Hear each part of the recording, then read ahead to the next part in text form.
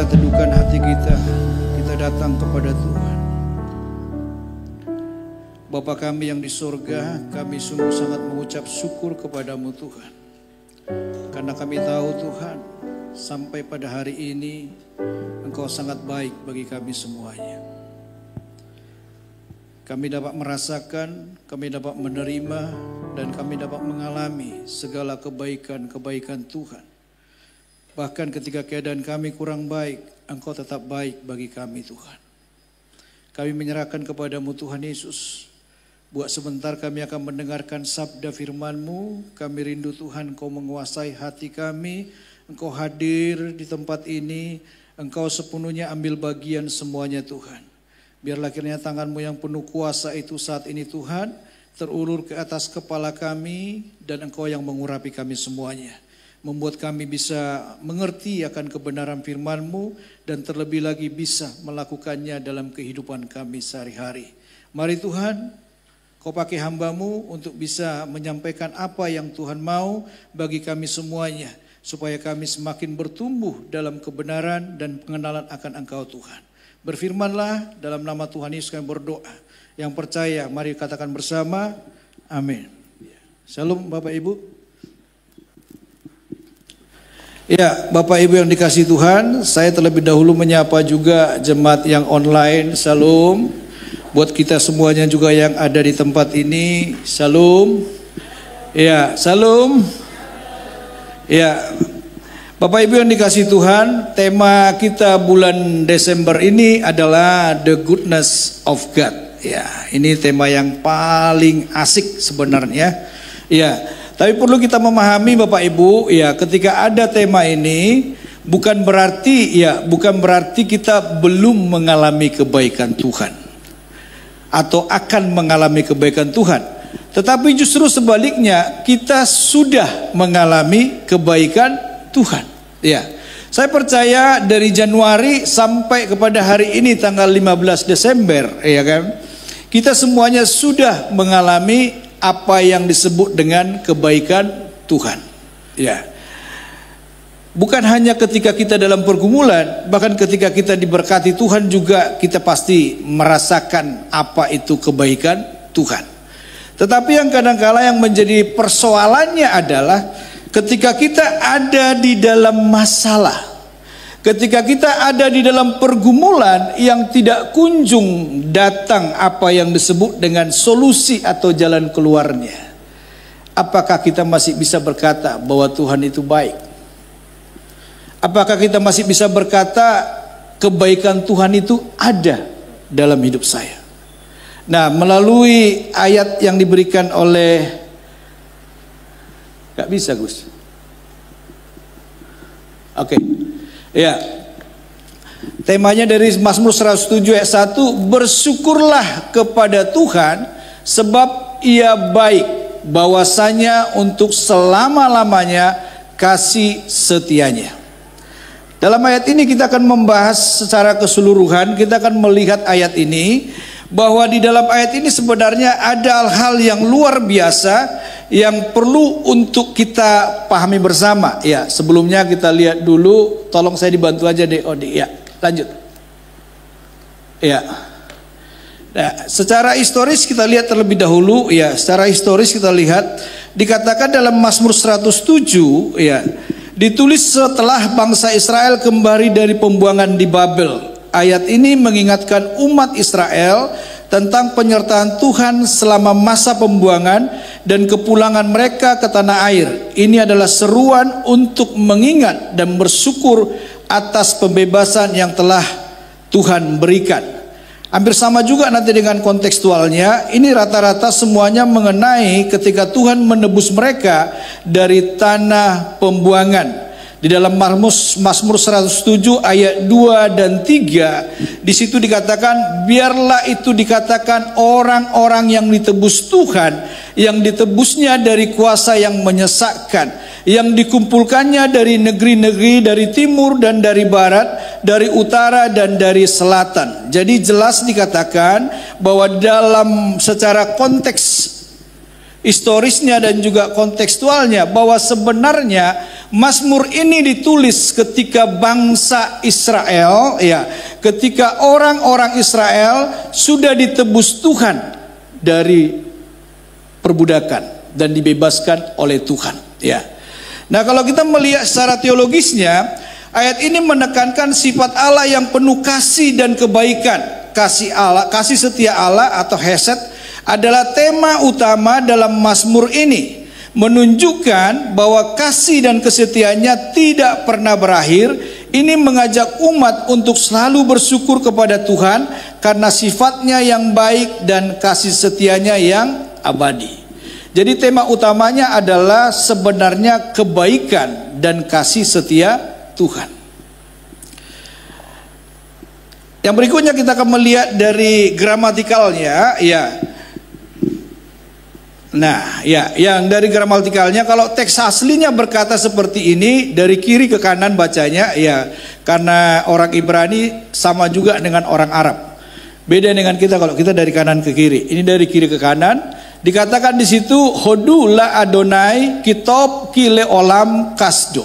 Ya, kalau diterjemahkan ke dalam bahasa Indonesia, berterima kasihlah kepada Tuhan sebab Ia baik. Sebab untuk selamanya kasih setianya.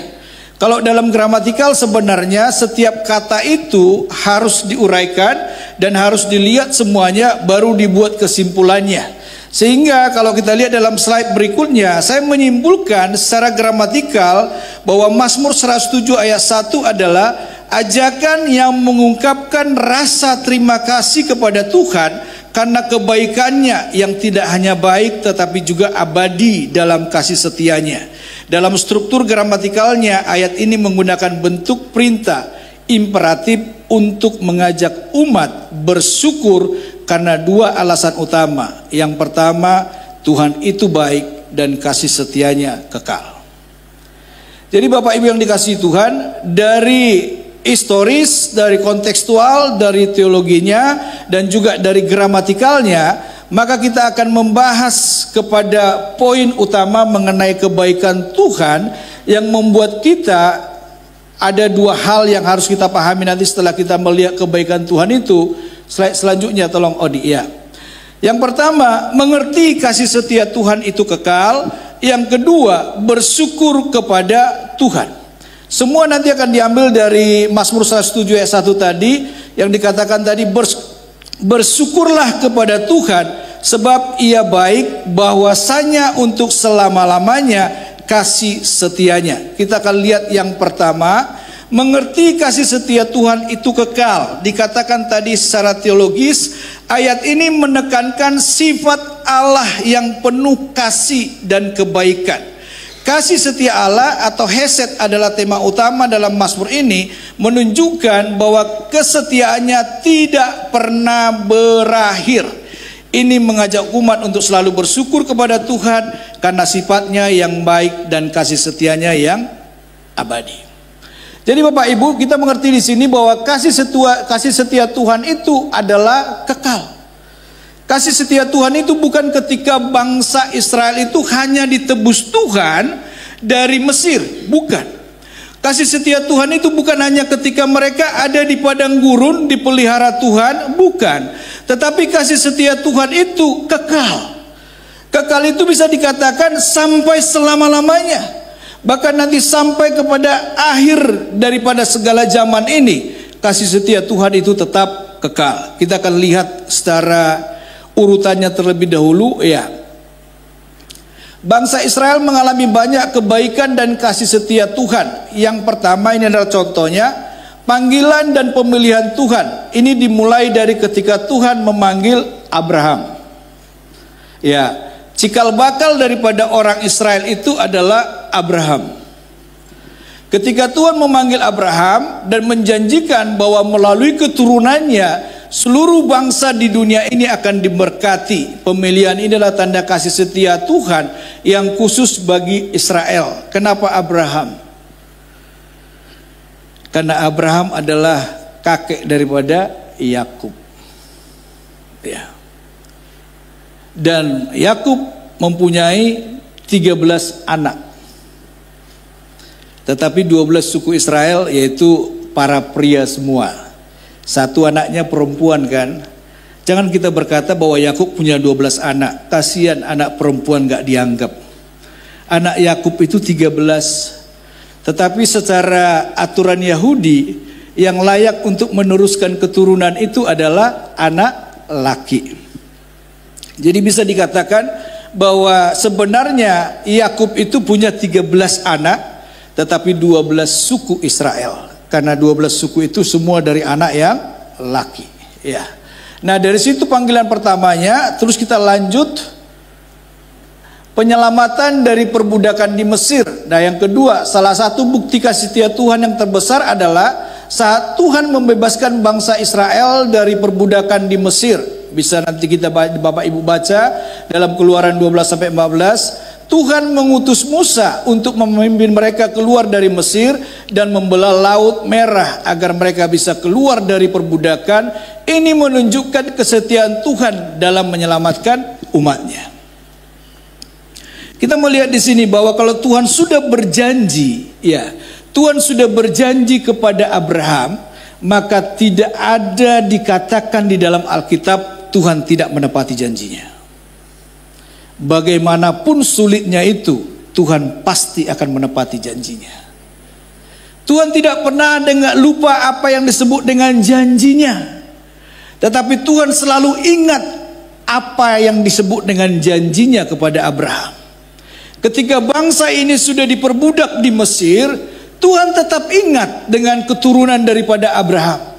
Tuhan ingat sama mereka sehingga Tuhan menemui Musa di padang gurun dengan bentuk nyala api dalam semak-semak. Tuhan berbicara di situ, memanggil Musa dan berbicara kepada Musa, menyampaikan kepada Musa bahwa Tuhan mempunyai tujuan terhadap bangsa Israel. Tuhan mau membebaskan bangsa Israel. Ketika Tuhan mau membebaskan bangsa Israel itu satu tujuannya. Ketika Tuhan berkata kepada Musa, nanti kalau kamu ditanya sama Firaun, katakanlah bahwa bangsa ini akan keluar dari sini untuk beribadah ke Tuhan Allah mereka. Satu aja tujuan Tuhan, yaitu membawa keluar bangsa itu dari perbudakan dengan tujuan untuk beribadah kepada Tuhan. Kenapa Tuhan memakai kata itu? Karena ketika ada orang yang berusaha menghalangi orang beribadah kepada Tuhan, maka orang itu akan berurusan kepada Tuhan. Kalau kita melihat kembali ke sejarahnya, kita melihat bagaimana orang Israel ditebus. Berapa kali Firaun mengeraskan hatinya, dan hingga pada akhirnya anak sulungnya mati. Sehingga orang Israel dilepaskan. Berapa kali orang Israel berkata kepada Firaun bahwa mereka mau pergi untuk beribadah kepada Tuhan. Tetapi berapa kali Firaun menghalanginya. Ketika Firaun menghalanginya, Tuhan tetap konsisten kepada apa yang dikatakannya, bahwa bangsa itu harus keluar dari Mesir, bangsa itu harus beribadah kepadaku. Tuhan mengerjakannya dengan memakai orang yang gagap seperti Musa. Tuhan bekerja dengan caranya dan membawa bangsa itu menyeberangi Laut Teberau dan menghabiskan bangsa Mesir di dalam Laut Teberau sehingga mereka berada di padang gurun. Kalau Tuhan sudah punya rencana yang disebut dengan kasih setianya yang kekal itu, Dia mengerjakannya. Walaupun mata manusia tidak melihatnya, tetapi Tuhan bekerja dengan caranya yang luar biasa. Yang ketiga, tolong Mas Bagus. Yang ketiga, kecepatan. Gak ada yang ketiga ya?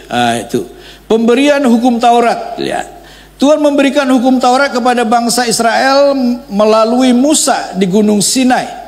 Hukum ini bukan hanya sebagai petunjuk hidup, tetapi juga sebagai tanda kasih setia Tuhan, di mana Dia mengajarkan umatnya bagaimana hidup menurut kehendak Tuhan. Jadi bayangkan kasih setia Tuhan itu, Tuhan memberikan hukum Taurat. Hukum Taurat diberikan di padang gurun. diberikan kepada Musa yang asli pertama kali. Ketika Musa turun dari gunung itu, dilihatlah bangsa Israel sudah menyembah berhala. Gak sabar menantikan sesuatu yang luar biasa daripada Tuhan. Mereka memilih untuk menyembah berhala daripada menantikan jawaban atau keturunnya Musa dari Sinai. Melihat situasi ini, yang namanya Musa orangnya emosional, ya. Dia mengangkat 2 loh batu itu, dibantingnya dan pecah semuanya. Musa kembali dipanggil Tuhan naik ke atas, dan bangsa itu menunggu di bawah. Dan kali ini bukan Tuhan lagi yang menulis. Dan saya mau berkata kepada kita, loh batu yang kedua yang ada sekarang itu adalah termasuk salah satu Musa juga yang menuliskannya, tapi atas perintah Tuhan. Kalau yang pertama itu asli seperti api, dituliskan langsung oleh Tuhan. Dan di sini kita bisa melihat bangsa itu tidak setia. Tetapi ketika bangsa itu tidak setia, apakah Tuhan tetap setia? Setia. Di dalam ketidaksetiaan mereka, Tuhan tetap setia kepada mereka. Kita lihat yang keempat, tolong Mas Bagus. Ya, pemeliharaan di padang gurun. Meskipun bangsa Israel seringkali tidak setia kepada Tuhan selama perjalanan mereka di padang gurun, Tuhan tetap setia dan memelihara mereka. Dia memberi mana untuk makanan mereka. Keluaran 16, tiang awan dan tiang api. Keluaran 17, nanti air dari batu, serta perlindungan dari musuh-musuh mereka, seperti yang tercatat dalam kisah kemenangan atas bangsa Amalek. Coba kita lihat di sini, di padang gurun mereka setia? Oh enggak. Tetapi yang ada adalah sungut-sungut. Tuhan memberikan mana di pagi hari dan dikasih daging burung pada waktu sore hari. Coba saudara sebagai semua lengkap, makanan ada, disediakan Tuhan. Dan mujizat yang paling dahsyat itu bukan masalah mananya saja. Coba saudara bayangkan, sepatu yang dipakai dari Mesir sampai ke padang gurun, itu sepatunya nggak rusak-rusak selama 40 tahun. Itu adalah mujizat. Kalau sekarang kita nggak butuh mujizat sepatu ya, ya toh? Ya. Jadi tiba jelang Natal, kalau anak-anak sudah mendekati mamanya, mah nanti kalau Natal aku dibeliin sepatu enggak? Ya. Tapi coba lihat, bangsa Israel ini di padang gurun 40 tahun. Ya. Bayangkan, 40 tahun di padang gurun enggak ganti kasut. Itu hebatnya saudara. Kadang-kadang kita melupakan sesuatu yang sepele, tetapi sebenarnya itu dahsyat.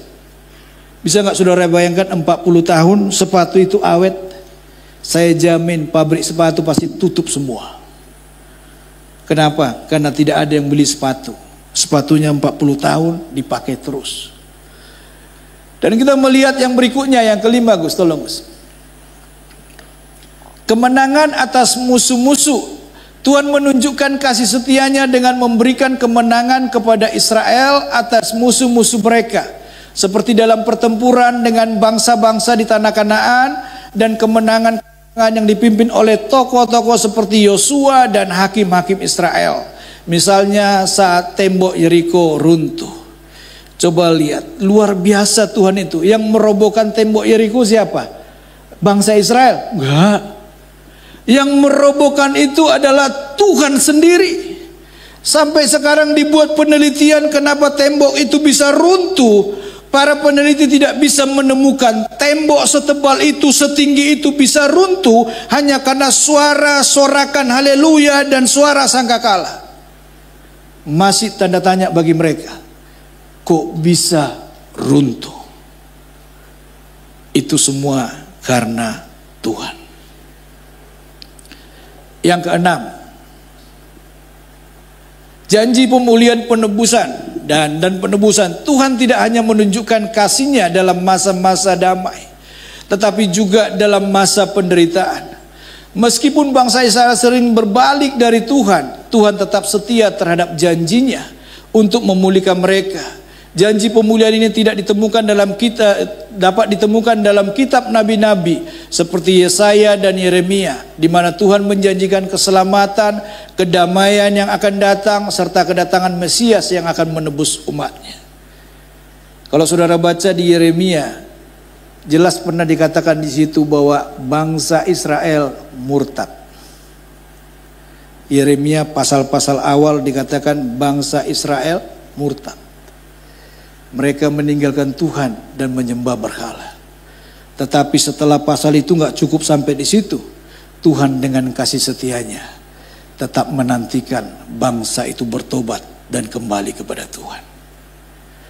Dan saya mau berkata kepada kita, janji daripada pemulihan dan penebusan itu saya rangkum dalam satu gambar ini.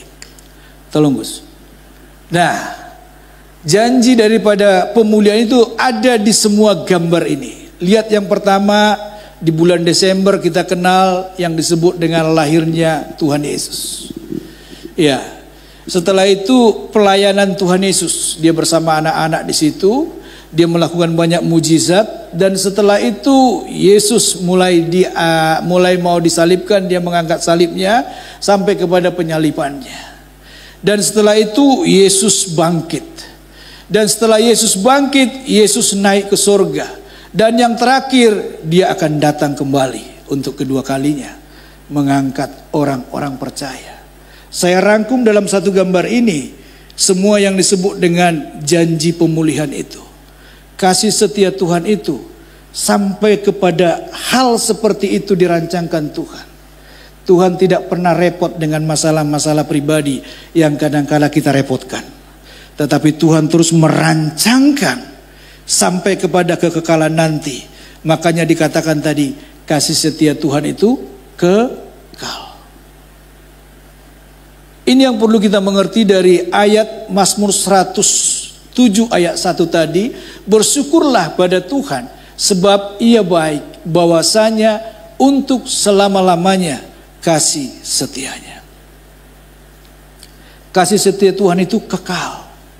Mulai dari pemilihan Abraham sampai kepada nanti kekekalan, nanti kedatangannya kedua kali, sampai dia membawa kita untuk tinggal bersama-sama dengan dia di dalam surga yang mulia, di dalam Yerusalem baru yang dijanjikannya itu. Semua dirancang Tuhan. Dan Tuhan kalau sudah berjanji, dia menepati. Kasih setianya itu kekal. Tidak ada hal yang bisa membatalkan kasih setia Tuhan. Saya pernah bertemu dengan orang yang paling menurut dia menurut dia orang yang paling bejat, orang yang paling berdosa. Ketika bertemu dengan orang ini, dia berkata kepada saya, "Bro, kalau saya ini nggak layak bro buat Tuhan." Loh, kenapa nggak layak?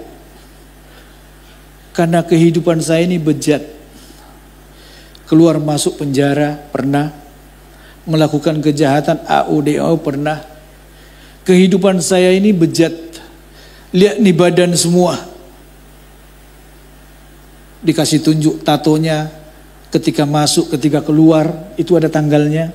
Iya kan? Itu kalau saya baru tahu bahwa orang di penjara itu kalau masuk penjara dikasih tato, dikasih tanggal gitu. Dan tanggal keluarnya juga ada di situ. Dan setelah dia melihat kehidupannya, dia bilang bersama saya begini, saya nggak layak. Saya berkata kepada dia, menurut kamu nggak layak. Tapi kalau menurut Tuhan, kamu sangat layak untuk diselamatkan. Karena Tuhan sudah lama menanti-nantimu untuk kembali kepadanya. Benar tak bro? Benar. Saya mengambil dramanya RWM kemarin. Ya memang itu ayat favorit untuk penginjilan. Anak bungsu yang hilang. Saya pakai ayat itu kepada dia. Separah ini bro, bapaknya masih menunggu anaknya. Sama dengan Tuhan. Separah apapun perlakuan kita, sebesar apapun dosa yang kita perbuat, ketika kita sadar akan dosa itu, dan ketika kita memiliki kerinduan untuk kembali kepada Tuhan, Tuhan itu selalu terbuka tangannya dan siap untuk memeluk kita kembali dan berkata, anakku, Aku lama menunggu-nunggu kamu. Ketika saya ngomong begitu, dia menangis. Dan dia berkata, apa yang harus saya lakukan? Kembali kepada Tuhan. Kembali kepada Tuhan. Dan saat itu dia berubah menjadi pribadi yang lebih baik.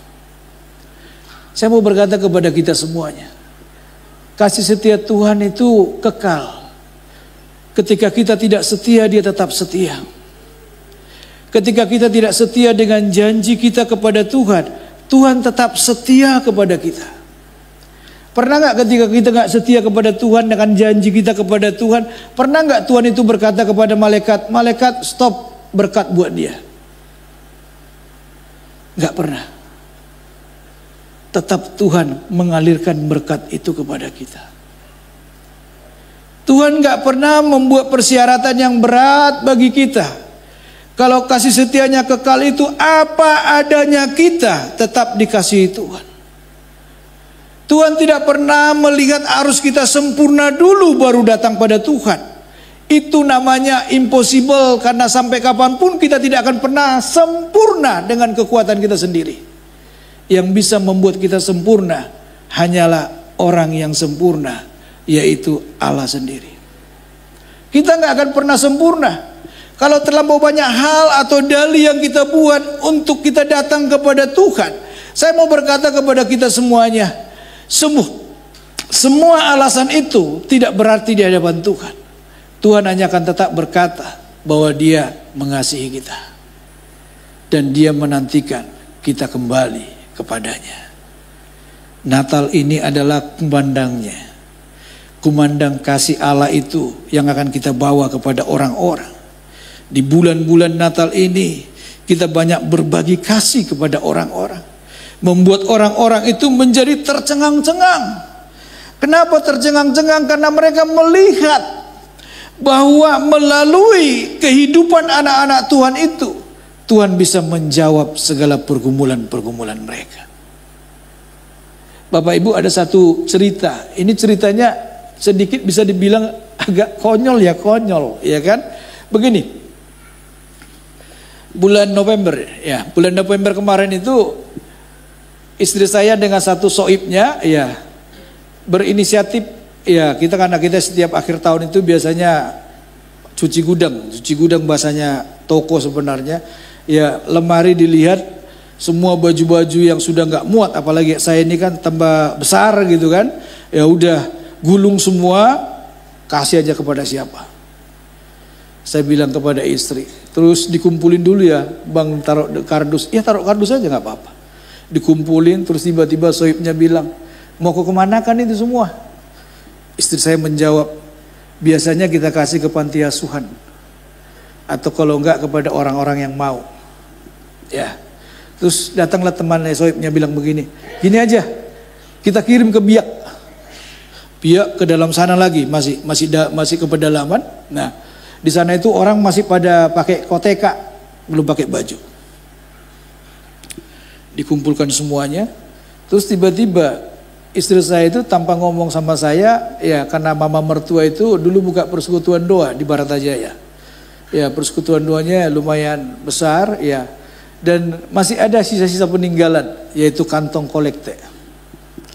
Kantong kolekte itu dari stainless, terus dari kain bludru gitu kan. Nah, itu dimasukkan istri saya ke dalam dus itu. Nah, waktu itu kita nggak berpikir apa-apa dengan kantong kolekte, biarin aja lah. Di sana nanti biar dipakai sama gereja-gereja yang di pedalaman. Gitu aja pemikiran kita sederhana. Nah, waktu dikumpulkan semua dan dibawa, kira-kira berapa kardus itu? Ya 7 koli. Ya 7 koli kita kirim.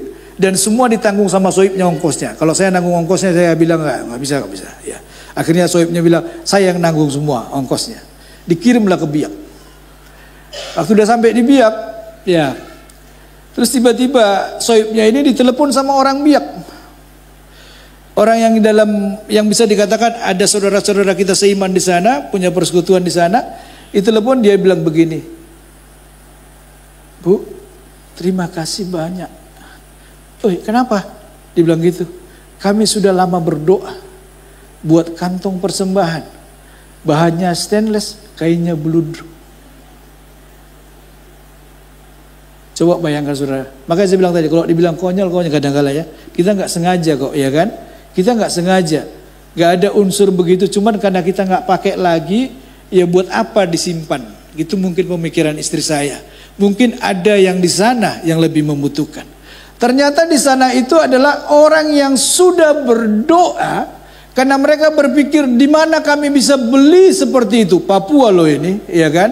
Papua pedalaman. Dan kalaupun bisa kami beli ke kota, itu harganya mahal. Dan akhirnya mereka terima itu dengan sukacita. Dan mereka dapatkan tanpa harus mengeluarkan uang. Saya mau berkata kepada kita, kadangkala kasih setia Tuhan itu Tuhan salurkan melalui kita kepada orang lain. Kita harus siap menjadi pipanya Tuhan untuk menyalurkan kasih setia itu kepada orang lain. Ya, yang terakhir, poin kedua. Ya, waktu saya habis. Ini berapa menit lagi, M? 10 ya? Berapa? 10, oke, ya. Yang kedua, bersyukur kepada Tuhan. Pemazmur memulai mazmurnya dengan mengajak umat Israel bersyukur kepada Allah. Rasa syukur itu dikumandangkan bukan tanpa alasan. Dan alasannya adalah Allah itu baik. Kebaikan itu ditegaskan dengan pernyataan bahwa kasih setia Allah tidak pernah berhenti. Israel sebagai bangsa sekali lagi mengalami penebusan Allah. Itu sudah kita baca tadi. Selanjutnya ayatnya, ayat 2 dan 3. Ya, tolong. Nah ini. Biarlah itu dikatakan orang-orang yang ditebus Tuhan, yang ditebus dari kuasa yang menyesakkan, yang dikumpulkannya dari negeri-negeri, dari timur dan dari barat, dari utara dan dari selatan. Kalau kita melihat di Mazmur ini, ya, lanjut Gus, lanjut Odi. Di Mazmur ini ada 5 kali kata bersyukur kepada Tuhan. Diawali di ayat 1 tadi, bersyukurlah kepada Tuhan. Dan diisi nanti di situ Mazmur 107 ayat 89 dikatakan biarlah mereka bersyukur kepada Tuhan karena kasih setianya, karena perbuatan-perbuatannya yang ajaib terhadap anak-anak manusia, sebab dipuaskannya jiwa yang dahaga dan jiwa yang lapar dikenyangkannya dengan kebaikan. Ya, lanjut Gus. Nah, ayat 15-16 dikatakan biarlah mereka bersyukur kepada Tuhan karena kasih setianya, karena perbuatan-perbuatannya yang ajaib terhadap anak-anak manusia, sebab dipecahkannya pintu-pintu tembaga dan dihancurkannya palang-palang pintu besi. Coba lihat yang berikutnya sampai nanti yang terakhir ya. Biarlah mereka bersyukur kepada Tuhan karena kasih setianya, karena perbuatan-perbuatannya yang ajaib terhadap anak-anak manusia. Ini diulang sampai sekitar 5 kali bersyukurlah kepada Tuhan. Atas 2 alasan tadi, yaitu karena kebaikan Tuhan dan karena kasih setia Tuhan. Di situ dikatakan perbuatan-perbuatannya yang ajaib. Saya mau berkata kepada kita, Tuhan kita itu adalah Tuhan yang ajaib. Bapak Ibu, waktu saya membuka Komsel di Wiyung dulu ya, di Wiyung, rumah yang kita tempati udah meninggal beliau, almarhum Ibu Edi, ya, tinggal suaminya Pak Yuli, ya. Nah, waktu itu mereka Pak Yulinya yang punya bisnis, ya, punya bisnis dengan temannya. Nah, ketika berjalan bisnis ini dia menjalin kerjasama dengan seseorang. Dan waktu sudah berjalan bisnis, ternyata Pak Yuli dengan 2-3 orang temannya merasa seperti ditipu sama teman yang satu ini. Kira-kira kalau nggak salah dulu itu sekitar 800 juta. Ya, itu dulu tahun berapa itu? 2000 berapa? 800 juta uang mereka diambil sama satu temannya ini. Pas kita Komsel, Pak Yulinya cerita. Kalau manggil saya Om I gitu kan. Gak tahu, saya lebih muda dari dia, saya dipanggil Om. Mungkin itu karena dia tradisi desa. Kalau orang di desa itu hamba Tuhan itu dipanggil Om. Mau bujang, mau tua ya kan Om. Ya itu kalau di desa ya. Karena memang dia dari Kediri sana. Nah waktu dia cerita kepada saya, gimana ini Om, 800 juta uang kita diambil sama orang ini. Setelah saya tanya begini, langkah apa yang akan kamu lakukan? Dia bilang begini, kita sudah siapkan tukang pukul. Kalau dia nggak bayar, dipukuli sampai babak belur. Ini bukan kayak Madam Siska kemarin ya, bukan yang di RWM, bukan beda. Nah, jadi coba bayangkan saudara, udah disiapkan tukang pukul untuk menghabisi orang ini. Ketika ngomong gitu, tiba-tiba di pikiran saya itu, ces gitu kan, ada satu ide yang cemerlang menurut saya. Saya bilang begini, gak usah Pak. Terus gimana? Bapak pernah gak mendoakan dia supaya dia diberkati Tuhan? Iya, gimana mau diberkati? Uang kita dibawa. Iya, siapa tahu dia saat ini sulit untuk mengembalikan uang itu, gak bisa. Saya bilang. Pernah gak Bapak tanya apakah dia dalam kesulitan atau enggak? Enggak. Nah, coba Bapak tanya, kalau dia dalam kesulitan, kita doakan malam ini, kita doakan aja di malam ini. Setelah itu Bapak doakan terus orang itu sampai nanti Tuhan berkati dia pasti kembalikan uang Bapak. Saya bilang, kelamaan, dia bilang gitu kan. Ya, pernah nggak Bapak berpikir kalau Bapak mukuli orang masalah jadi selesai? Saya bilang gitu kan. Oh iya ya, Bapak besok dipanggil sama polisi karena ditangkap orang yang memukuli, dan orang memukul akan bilang apa? Siapa yang suruh? Itu. Maka Bapak akan diciduk, dimasukkan sel. Tak wedi-wedi, tak takut-takuti sekalian toh. Ya, ini orang yang dikasih yang baik nggak mau ya kan? Oke. Nah setelah itu saudara dia nurut. Oke. Dan akhirnya didoakan. Komsel berikutnya, ya saya pikir mau mendoakan lagi saudara, ya kan? Setelah kita doakan, komsel berikutnya dia bilang begini, Om, kalau bisa kita nggak usah komsel hari ini. Loh kenapa? Tak bilang gitu kan? Om minta ajak ke PTC. Apa? Oh tak bilang gitu kan? Uangku sudah dikembalikan 600 juta. Tinggal 200 lagi dia berjanji akan mengembalikan bulan depan. Bayangkan saudara, ini saya mau berkata kepada kita semuanya, kalau Tuhan itu kita andalkan dalam menyelesaikan perkara, Tuhan lebih baik caranya daripada cara kita. Kalau coba, bisa nggak kita bayangkan kalau dipukuli, balik nggak uangnya? Enggak. Yang lebih parah adalah masuk penjara. Saya dibawa ke PTC, saudara bayangkan, langsung dibilang PTC masih sepi-sepinya dulu itu, baru buka, ya kan? Masih sepi-sepinya, karyawannya bisa dihitung sama jari berapa orang. Terus dia bilang ini, Om, ini merek ini, jas ini, pilih buat Om Israel. Serius, mahal loh itu, tak bilang gitu kan? Enggak, tak bilang, pilih, dia bilang gitu. Bayangkan saudara, dari situ saya langsung punya satu setel jas. Sak kemejane. Jadi saya mau berkata kepada kita, kasih setia Tuhan itu bukan hanya mereka yang merasakan, saya juga merasakannya. Saya nggak pernah terbersih di otak saya ini mau beli jas, tapi Tuhan kasih hadiah seperti itu. Dan saya mau berkata kepada kita semua, Tuhan itu luar biasa. Banyak hal sebenarnya yang bisa kita membuat kita mengucap syukur. Tapi mari kita buat dua alasan ini yang membuat kita mengucap syukur. Yang pertama itu adalah karena Tuhan itu baik. Dan yang kedua adalah karena kasih setia Tuhan itu kekal. Tidak ada alasan lain yang pantas untuk kita bisa mengucap syukur. Saya mau berkata kepada kita semuanya, ada orang yang paling susah hidupnya. Saya terpukul lihat orang ini. Ketika saya datang berkunjung kepada dia, saya bilang kepada dia, kamu kok bisa tetap tersenyum gitu toh, kehidupannya begini. Dia bilang begini sama saya, saudara, ini benar-benar membuat saya terpukul. Dia bukan orang yang bisa dikatakan berkecukupan, tapi berkekurangan. Iya. Dia selalu berkata, Tuhan Yesus baik buat saya. Dalam keadaan kekurangan dia selalu berkata begitu, Tuhan Yesus baik buat saya. Salah satu jemaat KBS kita, ya di sini ya. Suatu saat saya berkunjung ke sana. Dia berkata begini kepada saya. Dia masih belum Kristen, masih Islam. Ya, dia berkata begini. Pak Israel, Tuhan Yesus itu baik ya, luar biasa. Iya Pak. Ini mantan RW. Luar biasa Tuhan itu. Saya kemarin kecelakaan.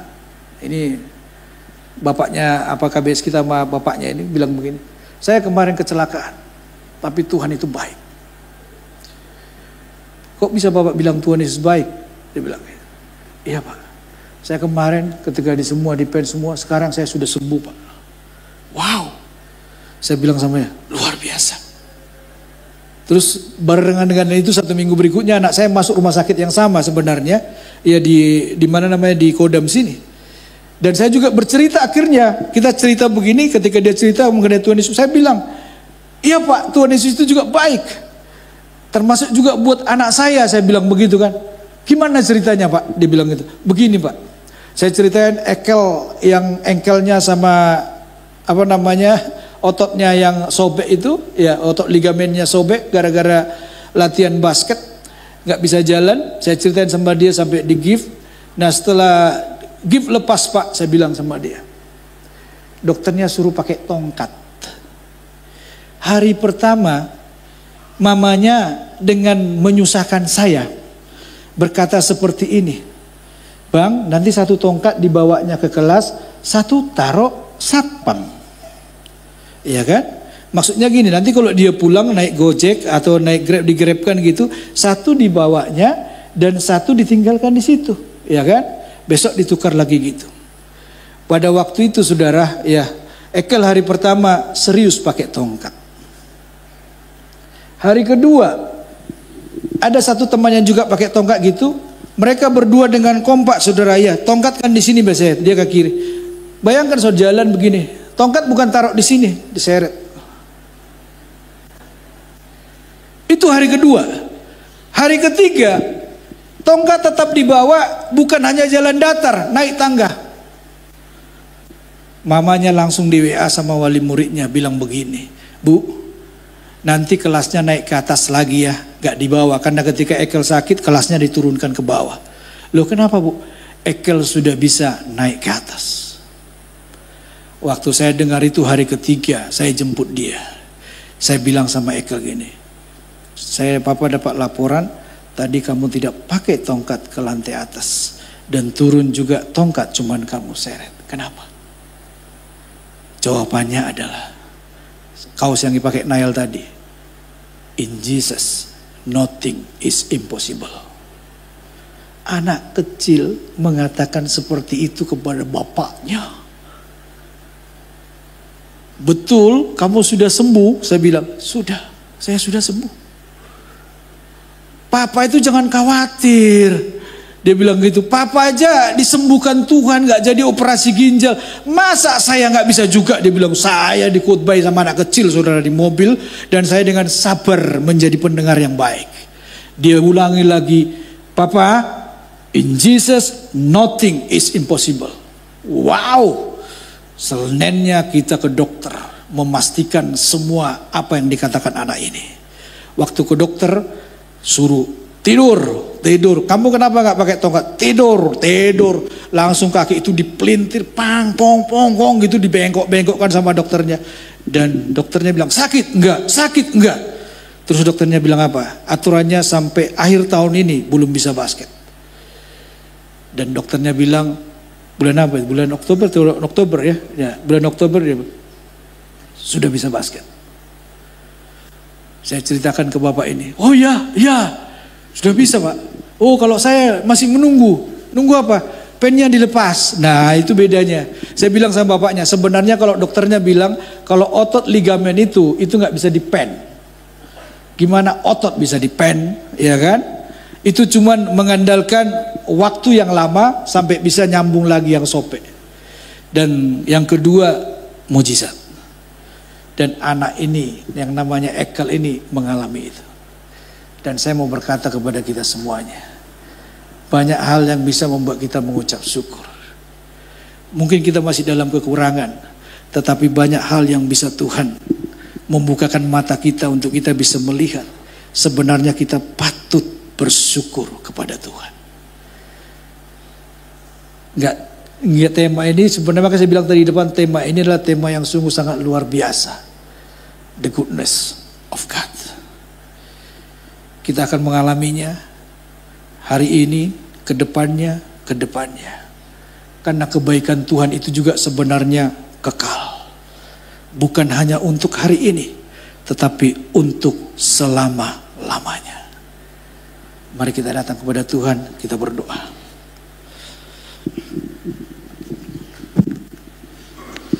Saya mengundang kita bangkit berdiri bersama.